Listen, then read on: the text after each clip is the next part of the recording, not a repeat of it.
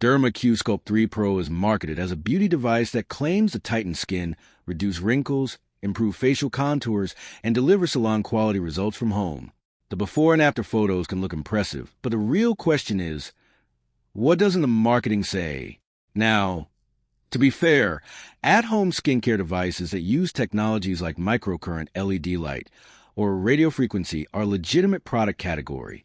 Some may provide temporary cosmetic benefits when used consistently, but they aren't a substitute for professional treatments. What it does well: convenient home use. It allows you to perform skincare treatments without visiting a clinic or spa. Non-invasive. The device is designed to improve the appearance of the skin without surgery or injections.